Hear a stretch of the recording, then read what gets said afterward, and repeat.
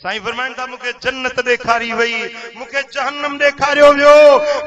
मोमिन बाननि जे लाइ जेकी रब नेमतूं जोड़ियूं आहिनि उहे मूं अखियुनि सां ॾिठियूं।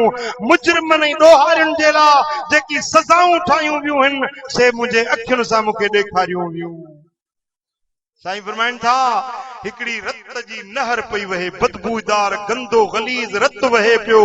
हिकड़ो माण्हू उन में डुबे पियो, गोता पियो खाए, बाहर निकरण की कोशिश पियो करे त किनारे ते हिकड़ो फरिश्तो बीठो हो, करो पत्थर उन के मथे में हणे पियो त वरी बुॾी पियो वञे। वरी बाहर निकरण की कोशिश करे तो वरी मलाइक उन के पत्थर हणे, वरी उन नहर रत जी में बुॾी वञे। मूं पुछो ही केर माण्हू आ? या रसूल अल्लाह, ही उहो माण्हू आ जेको ब्याज खाईंदो हुयो। ये ब्याजी माण्हू हुयो, अॼु इन खे इहो अज़ाब थी रहियो आहे।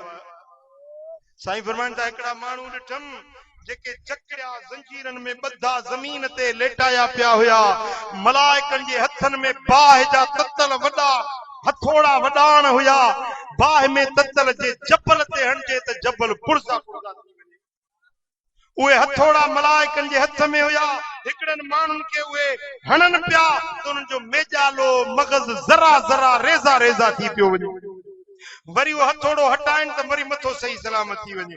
वरी मथे में वडाण हणन त वरी उन जो मथो जरा जरा पुरजा पुरजा थी वञे। इन तरह सां उन्हनि खे अज़ाब थी रहियो हुयो। मूं पुछो ही केर माण्हू आहिनि? जे या रसूल अल्लाह, ही उहे माण्हू आहिनि जेके निमाज़ न पढ़ंदा हुया। मदीने वारे साईं जो फरमान सचो आहे।